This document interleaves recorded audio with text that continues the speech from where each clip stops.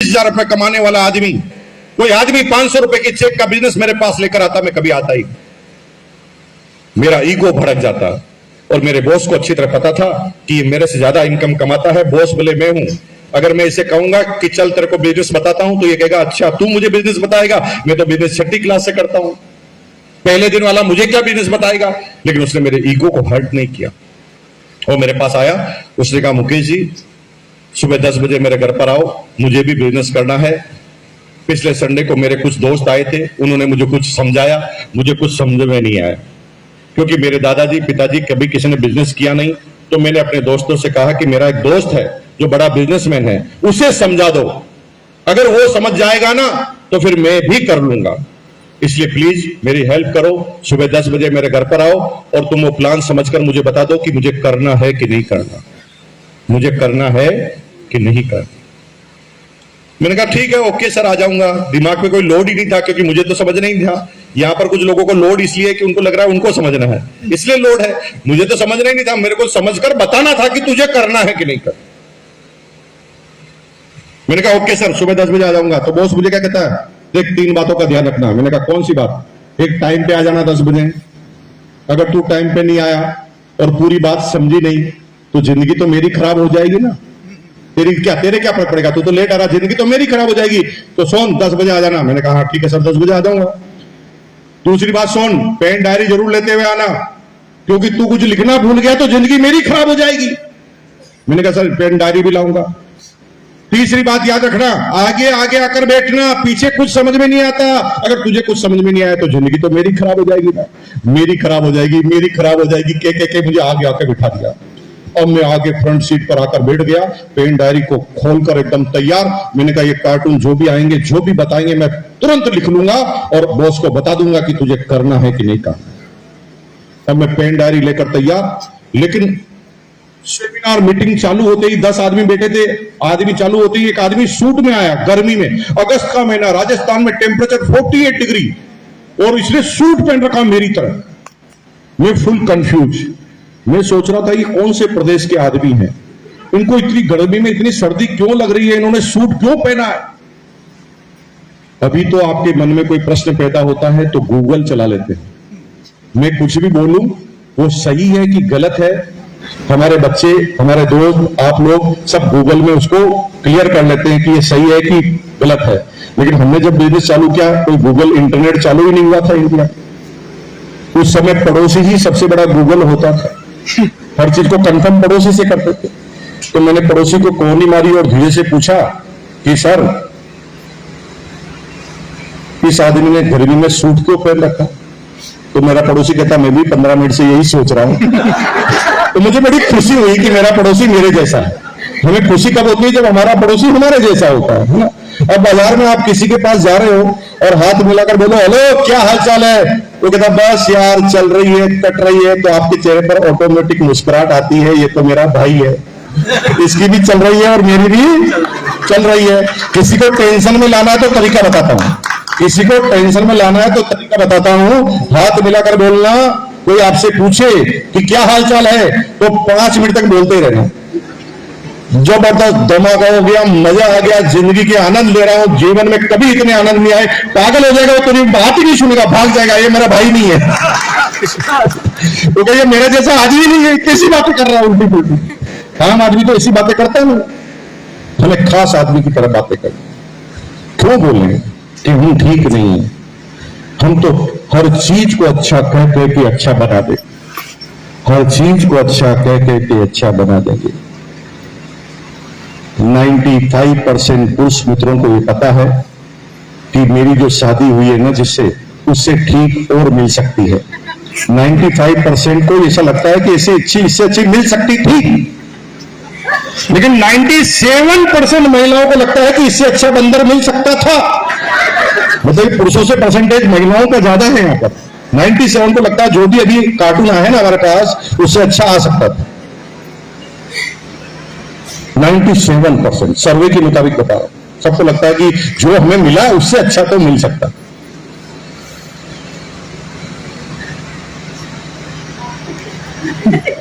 ज्यादा कुछ बोल दिया क्या मैंने, ठीक चल रहा ना भाई। ज्यादा टेंशन मत लो, ऐसा सर्वे की रिपोर्ट बता रहा हूं, मेरी रिपोर्ट थोड़ी बता रहा हूं, ऐसा लगता है।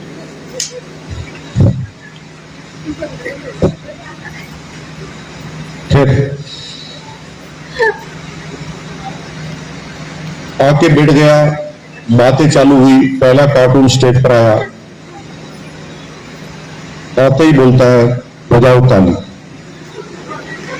मुझे बहुत गुस्सा आया और भाई साहब मैंने कोई ताली नहीं बजाई, और जो मेरे भाई और बहनें जिन्होंने अभी तक ताली नहीं बजाई है, मैं सैल्यूट करता हूं, आप मेरी किस्मत और आपकी किस्मत बराबर है। मैंने भी ताली नहीं बजाई और आप भी ताली नहीं बजा रहे हैं, तो ताली बजाने से कोई कामयाब थोड़ी होता, मत बजाओ ताली, क्या फर्क पड़ता है, ताली बजाने से क्या हो रहा है, समझने से हो रहा है ना सब कुछ। तो मैंने ताली नहीं बजाई कुछ भी। फिर वो थक थुका कर चला गया। फिर दूसरा कार्टून आ गया, वो कहता भाई और बहनों, इस आदमी को 500 रुपए आने वाले हैं। कंपनी को चालू हुए 5 दिन हुए थे, किसी को आया ही नहीं था पैसा, तो आने वाले हैं, इसके लिए बजाओ ताली। मुझे बड़ा गुस्सा आया, मैंने कहा साला 500 इसको आने वाले हैं और ताली मैं बजाऊंगा। इसको 500 आने वाले हैं तो इसकी बीवी बजाएगी ताली, इसका बाप बजाएगा ताली, इसकी माँ बजाएगी ताली, इसकी बहन बजाएगी ताली साला आएगा इसको ताली मैं बजाऊं। सबने ताली नहीं बजाई। फिर तीसरा कार्टून आया, मेरे आने से पहले भी यहाँ पर बार बार कार्टून बदल रहे थे ना सूट वाले, सभी जगह ऐसा होता, कोई मतलब कोई नया थोड़ी हो रहा है। फिर चौथा कार्टून आया, वो क्या कहता है भाई और बहनों, मैं अब आपके सामने बनाने जा रहा हूं दुनिया के सबसे बड़े कार्टून को सबसे लास्ट में। मैं सबसे लास्ट में कौन है? बड़ा कार्टून लास्ट में आता है, मैं समझाना चाह रहा हूं आपको। जो चौथा कार्टून आया ना, वहां से मेरा काम चालू हुआ। जिसे मैं कार्टून समझ रहा हूं ना, वो मेरे आज धर्म गुरु है, भगवान है, ईश्वर है, अल्लाह है। इतनी बात कहने के बाद भी मुझे लगता है कि उनके जूतों की कील के बराबर भी हम नहीं है। ऐसी ग्रेट ग्रेट ग्रेट शख्सियत श्रीमान बीसी चावड़ा जी, ये हमारी अपनाई। बीसी चावड़ा जी स्टेज पर आए, अब उनके बात करने का ढंग इतना निराला है, बात कभी अगस्त महीने में बुलाइए सर ना बीसी चावड़ा जी को, उनको मतलब फेम हो जाओगे आप। बीसी चावड़ा जी बोलते हैं तो वो बोलने में इतनी फ्रिक्वेंसी, उनकी बातें करते करते कितने डायलॉग बोल देते हैं, कौन से शब्द को किस में जाके मोड़ देते हैं पता ही नहीं चलता, इतनी बड़ी शब्दावली उनकी। भाई साहब मैं उनको थोड़ी देर तो देखता रहा, कुछ समझाया नहीं, क्योंकि मैं पेन डायरी में लिखना चाहता था। फिर मैं भूल ही गया कि लिखना क्या है, और फिर मुझे भूल ही गया कि मैं आया क्यों। फिर मैं उनकी शक्ल देखते देखते परेशान हो गया, मैं तो धीरे धीरे हंसने लगा, फिर कहते हंसने लगा, फिर उछल के हंसने लगा। जब मैं हंसने लगा तो मेरा जो बॉस है ना, मुझे देख देख के 1 सेकंड बाद हंस रहा। मुझे लग रहा कि यार ये इसमें दिमाग नहीं है क्या, इसको 1 सेकंड बाद में क्यों समझ में आ रही है। फिर बाद में पता चला कि वो इसलिए हंस रहा है कि मैं हंस रहा हूं। तो जो लोग नए आए हैं बहुत सोच समझ के हंस रहा हूं। आपकी मुस्कुराहट भी आए तो मुंह फुलाए रखना, नहीं तो फिर फंस जाओगे। मुझे मत कहना ना, मुंह दबा के रखना, ऐसे तो आपको फायदा होगा। और मुझे तो पता ही नहीं था, मैं तो कुछ करना ही नहीं था, मैं हंस रहा हूं तो मेरा बॉस मुझे देख देख के हंस रहा। तब बीसी चावड़ा जी बात करना चालू कर रहे, मैं भूल ही गया कि मैं आया क्यों हूं, मैं भूल ही गया कि मैं कहां बैठा हूं, मैं किरदार में खो गया। किरदार में खो जाना कब कहते हैं? जब आपको ऐसा महसूस होने लगता है कि आपकी जिंदगी चल रही है। जब फिल्म के डायरेक्टर बड़े मजबूत होते हैं ना, वो तुम्हें किरदार में घुसा देते हैं, और किरदार में घुसने के बाद आप भूल जाते हैं कि फिल्म चल रही है। और हमारी बहनें ना फिल्मों में जाके रोना चालू कर देती है। हमारे कुछ भाई लोग जब किरदार में घुस जाते हैं तो बार बार सीट से उठ के विलेन को मारने जाते हैं, तो पड़ोसी कहता रुक रुक फिल्म चल। इसे कहते हैं किरदार में घुस जाना। मैं किरदार में खो गया, भूल ही गया कि हो क्या रहा। थोड़ी देर बाद बीसी चावड़ा जी ने याद दिलाया, हेलो सेमिनार खत्म हो गई है। तब एकदम होश आया, मैंने डायरी की तरफ देखा तो डायरी पूरी खाली, अब इसमें कुछ लिखा ही नहीं। बॉस आते ही पूछेगा करूं कि नहीं करूं, बताऊंगा क्या। मुझे डर लगने लगा। मैंने कहा यार बॉस अभी आएगा, क्या करूंगा। तभी दिमाग में आइडिया आया, बात को थोड़ा टाल देते तो शांत हो जाएगी, अभी तो यहां से चलते हैं, कल का कल देखेंगे। मैंने डायरी को बगल में डाला और तेज गति से स्कूटर की तरफ भागने लगा। लेकिन मैं भूल गया था कि जो तुम्हें यहां लेकर आया ना, उसके दोनों कैमरे कल तुम्हारी तरफ ही होते। तुम जाके तो देखो बाहर, तो नया आदमी जाके देखो बाहर, जो तुम्हें लेके आया वो तुम्हारे साथ साथ ही बाहर आ जाएगा। ऐसे कोई छोड़ने वाला है तुम्हारा। तो मैं बाहर गया तो मेरा बॉस भी मेरे पीछे पीछे बाहर आ गया। मुझे डर लगा, मैं एकदम स्टैचू बन गया। मैंने अभी ये पहला प्रश्न पूछेगा, करूं कि नहीं करूं, क्या बोलूंगा, लेकिन उसने ऐसा पूछा ही नहीं। उसने पूछा कैसा लगा, आपसे भी यही पूछेंगे कैसा लगा। मैंने सोचा सेकंड प्रश्न पूछेगा दिखता, मैंने कहा हाँ सर बढ़िया लगा। उसने रिकन्फर्म किया मजा आया क्या, मैंने कहा हाँ सर मजा आया, अगली बार ये कार्टून आए तो मुझे बुलाना, बहुत अच्छी बात करता। बॉस ने पूछा ही नहीं कि करना है कि नहीं करना, बॉस ने कहा ठीक है मजा आया तो कल मिलते हैं ऑफिस में। मैं अगले दिन ऑफिस में गया, जो ही ऑफिस में घुसा गेट कीपर मुझे बोलता है सर आपके चेंबर में जाने से पहले बॉस ने आपको याद किया है बॉस के चेंबर में जाना। मैं बॉस के चेंबर में गया तो बॉस मुझे दूर से देखते कहा आइए आइए कोठारी जी वेलकम गुड मॉर्निंग। ऐसा पहली बार हुआ है 17-18 सालों में, ऐसा पहले कभी हुआ ही नहीं। बॉस मुझे कह रहा गुड मॉर्निंग वेलकम। बॉस तो गालियां बकता था, उसका वो किंग था गालियों का, वो मुझे कह रहा गुड मॉर्निंग आइए। मुझे सब कुछ अटपटा सा लग रहा, मैं धीरे धीरे डरता डरता गया, मैंने कहा इतना प्यार क्यों झलक रहा है। बॉस के पास गया, बॉस ने मुझे पानी पिलाया और उसने फिर कंफर्म किया कल मजा आया था ना, मैंने कहा हाँ सर मजा आया। रिकन्फर्म किया वास्तव में मजा आया था, मैंने कहा हाँ सर बहुत मजा आया। उसने अपने सीट के नीचे से एक काला कलर का बैग निकाला और मेरे सामने रख दिया, ये लो। मुझे समझ में नहीं आया कि काले कलर का बैग क्यों दे रहा। मैं सीधा सीधा सोच रहा था कि अगस्त का महीना, अक्टूबर में दिवाली आने वाली है, शायद कंपनी एडवांस में गिफ्ट दे रही होगी। तो मैंने थोड़ी उसकी जिप खोल के देखी, उसके अंदर कपड़े, थोड़े कपड़े। उस समय इस बिजनेस को ज्वाइन करने के लिए कपड़े खरीदने पड़ते थे 1260 रुपए के। अभी डायरेक्ट सेलिंग में किसी भी कंपनी को ज्वाइन करने के लिए एक फूटी कोडी भी खर्च नहीं करनी पड़ती, लेकिन हमारे जमाने की बात कर रहा हूँ 1260 रुपए कंपल्सरी किट लेनी पड़ती थी। मैंने देखा अंदर कपड़े थे, कपड़ों का क्रेज नहीं था क्योंकि कपड़े की बनाने वाली कंपनी में काम करते थे। तो भी मैंने सर को बोला थैंक यू सर, तो बॉस ने कहा थैंक यू नहीं 1260 सर। मैंने कहा किस चीज के 60 रुपए, वो कल मजा आया था उसके।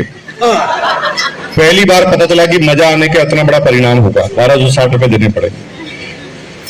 तो मैंने थोड़ा बहाना बनाया, मैंने कहा बहानों से कहानी चला लेते हैं। मैंने कहा सर आप अच्छी तरह जानते हैं, आप अच्छी तरह जानते हैं कि हम कर्मचारी लोग हैं, महीने के एंड में हमारे जेब में पैसे नहीं होते। तो बॉस कह रहा है एकदम सही कह रहा है। सीखने का पॉइंट नंबर 2, कभी भी किसी को अगर क्रिटिसाइज करोगे तो कभी अपना नहीं बना पाओ। जब आप किसी को प्लान बताना चाहते हैं और वो अगर कुछ पहले बोलना चाहता है तो पहले उसको खाली करना सीखो, बोलने दो उसे, और एक भी बार मत बोलो। अगर वो किसी और कंपनी को करता है, वो कहता है दुनिया की सबसे महान कंपनी है, तो आप कहते हैं एकदम सही कह रहे हैं सर, आपकी जानकारी के अनुसार एकदम सही बोला है आपने। आपकी जानकारी के अनुसार, जो आपकी जानकारी नहीं उसमें तो दूसरा भी सही हो सकता है, आपकी जानकारी के अनुसार सही बोला। काटना है ही नहीं किसी को, तब लोग आपसे प्यार करना चालू करेंगे क्योंकि आपने उनको सुन लिया। और दुनिया में सारे लोग चाहते कि मेरी भड़ास कोई सुने, मैं भी इसीलिए आया हूं, कोई तो सुने, वो भी पैसे दे के सुने। हमारी बीवी तो सुनती नहीं है हमारी, क्योंकि हम पूरे दिन में बोलते रहते। अभी लॉकडाउन में घर वालों को बहुत महसूस करना पड़ा। हमारी जो आदत है, हम सब बच्चों को इकट्ठा करके कहते चलो सेमिनार चालू, मेरा नाम मुकेश कोठारी होगा। कौन सा मुकेश कोठारी, रोज का रोज क्या बात करते हो आप? और वो सुनते नहीं, आप लोग सुनते हैं प्यार से, हमारी खुश नसीबी।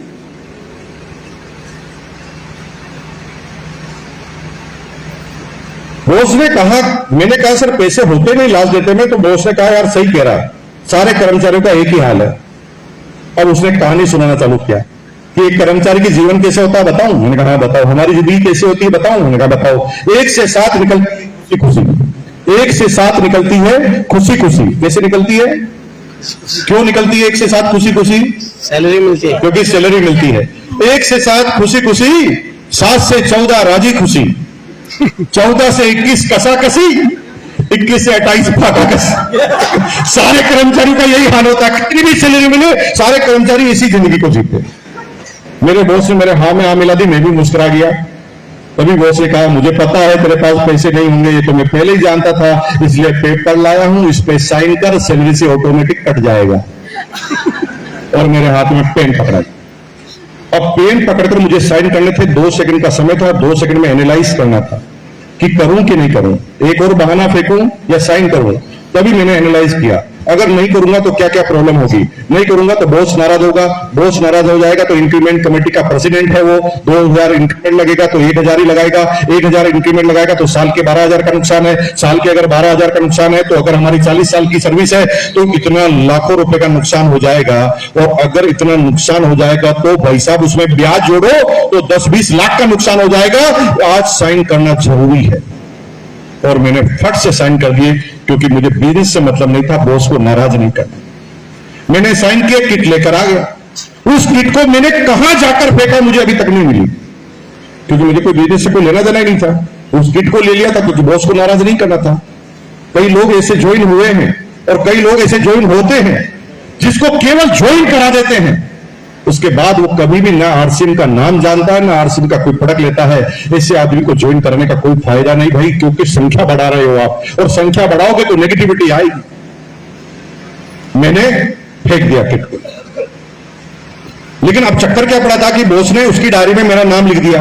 हमारी टीम में जितने भी डिस्ट्रीब्यूटर बनते हैं उनका नाम लिखते नहीं लिखते उनके फोन नंबर के साथ, तो उन्होंने मेरा नाम भी लिख दिया क्योंकि मैंने 1200 की किट ले ली। अब वो मुझे परेशान करता था, आज यहाँ मीटिंग है शाम को आ जाना, कल वहां मीटिंग है वहां आ जाना, यहाँ मीटिंग है आ जाना। तो रोज ही बहाने बनाता था, सर आज नहीं आ सकता, आज सब्जी लेने जाना है, आज बीबी के साथ जाना है, आज मेहमान आ गए हैं, ऐसे बहाने बनाता रहता था, जाता नहीं था। लेकिन संडे के दिन फंस जाता था।